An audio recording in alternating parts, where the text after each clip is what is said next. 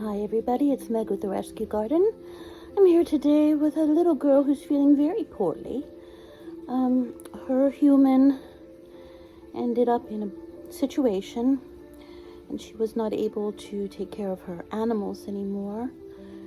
And my friend at South Bay Rodent Rescue contacted me because the young lady had to surrender her pet rats. And she said, oh, and by the way, I have 2 guinea pigs. So Christine called me to say, hey, do you have any ideas? Because she knows I'm closed for intakes. It was the day before Hurricane Hilary was supposed to hit, and it was kind of late in the day. I said, you know what, I can't figure anything out right now. Got some more information. Apparently one of them was having symptoms. So I said, you know what, just bring them and I will figure it out later. I have been on a hard close for intakes, but I couldn't send her to the shelter because if a guinea pig showed up there sick, they would likely have put her to sleep and could have used her being sick as an excuse to also put her friend to sleep. There's nothing wrong with her friend, thank goodness. But just like humans, animals sometimes have more sensitive systems than others. Unfortunately, she had not been able to feed them properly for a couple of weeks and was giving them fruit every day. So they weren't getting hay or pellets. I don't think they were getting anything in the way of vegetables, based on what she said. But too much fruit is no good for animals. Very high in sugars and acids and all kinds of things, and it doesn't give them the proper nutrition. Now, this young lady was doing her best, and she didn't know where to turn for help. Fortunately, she did find South Bay Rodent Rescue, and we were able to get all of the animals to safety, and we really felt bad for her because she was trying her best. Unfortunately, she didn't know what to do. So this young lady seems to have some tummy problems right now. I've had her since Saturday evening, and I honestly didn't think she'd make it through the night. I was really nervous about checking on them in the morning on Sunday, but she was still with us. So we've been doing simethicone baby gas drops, doing that a couple times a day. She doesn't seem to have gas. In fact, she's quite malnourished. But it does still help to settle the tummy and take care of some of the acid that might be built up. I gave her 1 round of charcoal also to try to, when she had really mushy poop, to try to clear that up and maybe get some of the toxins out of her system from too much fruit. She's really good about taking critical care. She doesn't understand a spoon yet, so we've been doing the syringe, which is fine. Not every animal likes the spoon. And today, for the first time since I've had her, she actually weaked for food. So I'm so excited. I put some lettuce in there, and she's not quite sure what to do with that, but she's happy to have critical care, so we've been doing that. Come here, sweetheart. I've made it really soupy for her to get into the syringe, and also so she doesn't have to do so much work digesting it. So we're going to see if she'll have a little more. Come on, sweetheart. We've got to clean your eyes. She's had weepy eyes because she doesn't feel good. You know how that goes when you don't feel well. Sometimes your eyes tear up. Come on, honey. So I'm giving her very, very small amount at a time. Like maybe 0.1 or less at a time. I'm giving her a few seconds in between that to digest well. To get that down, rather, not to digest, to get it down. Don't want to overwhelm her system. So we've also been very bland with their diet until they get used to eating regular food again. So they've been getting lots of hay, some pellets, lettuce, and a little bit of bell pepper, and some celery leaf. That's all I've given them so far. Celery has a lot of health benefits, especially the leaf, not only for animals, but for humans. Very good for you. Come on, honey. There you go. So for now, that is her diet. Very, very bland, simple, till she gets used to eating again. I've gotten this out before. We're going to do the simethicone now. And I love the syringe that this comes with because the numbers are on the outside. And you put it in there and pull it up, and then you go by the numbers here on the outside. So the medicine doesn't eat the numbers off the syringe. And this is just the baby gas drops. I don't know if that's going to come out backwards or not, but baby gas drops. And I've been giving her about 0.04 or 0.4.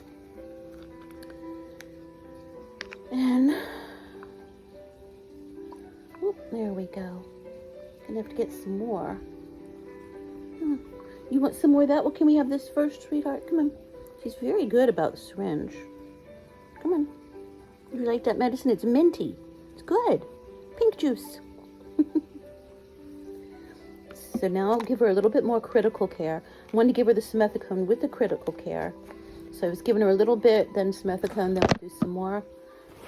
Just to make sure that we mitigate any disruption that critical care may give her. We have some eye wash pads here. This is a very good product, and we'll clean her eyes with that. They're little tiny pads. They're very thin, and those are good for cleaning up her eyes. It doesn't irritate like water in a paper towel can.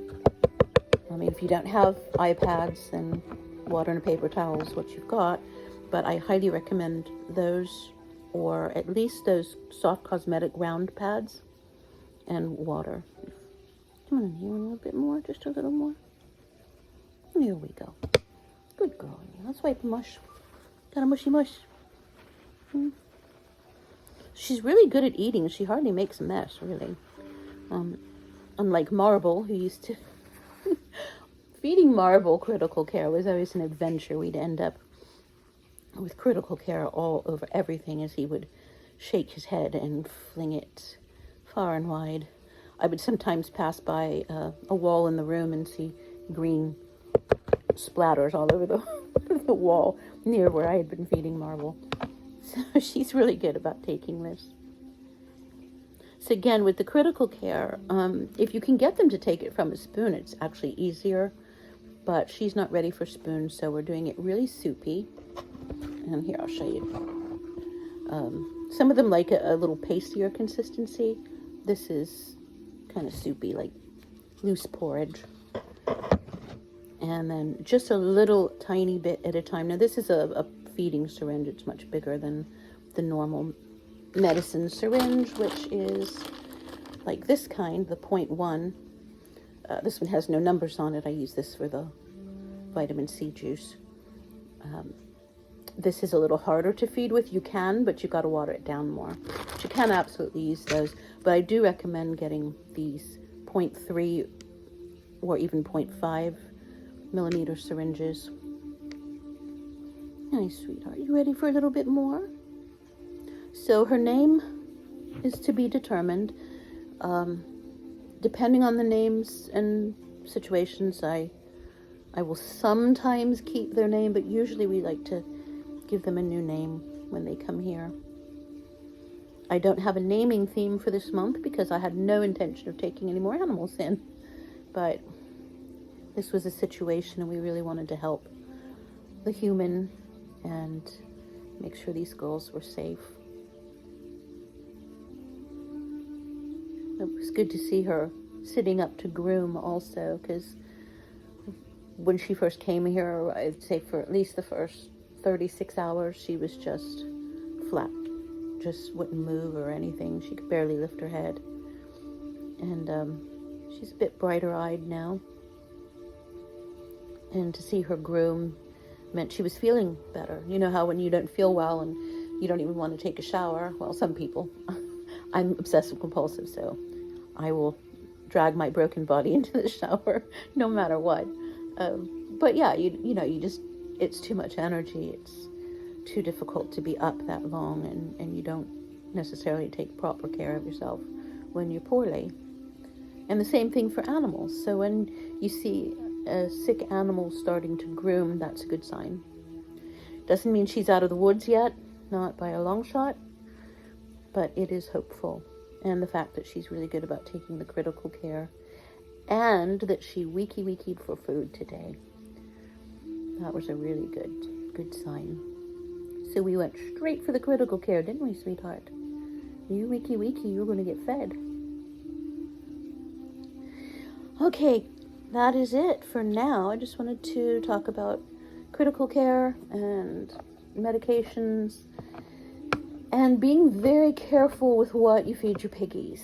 And also, if you are in a situation, or you know someone who's in a situation where they're having trouble feeding their animals, and it happens, especially nowadays.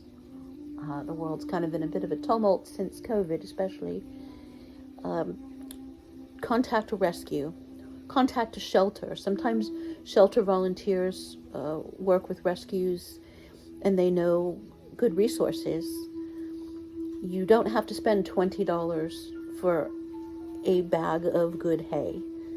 You can go to a feed store and for less than $10 get a bag of fresh, good hay.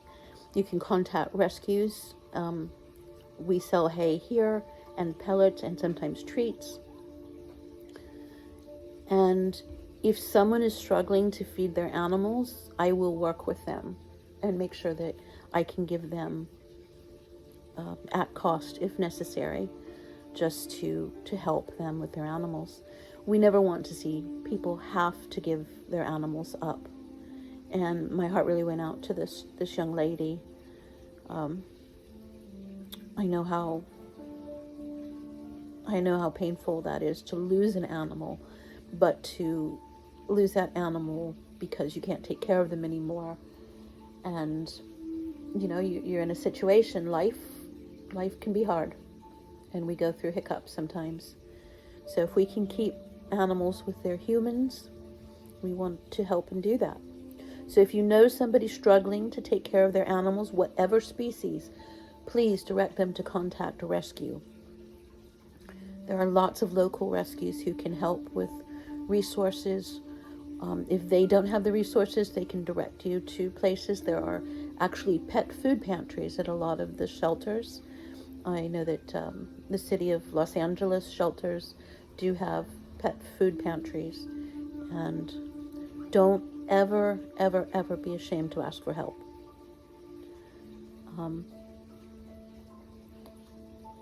Because animals are very important. They are our family. They are like our children.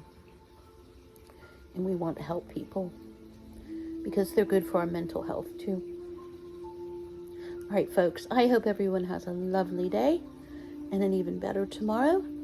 And watch our social media for updates on this little lady. Bye-bye.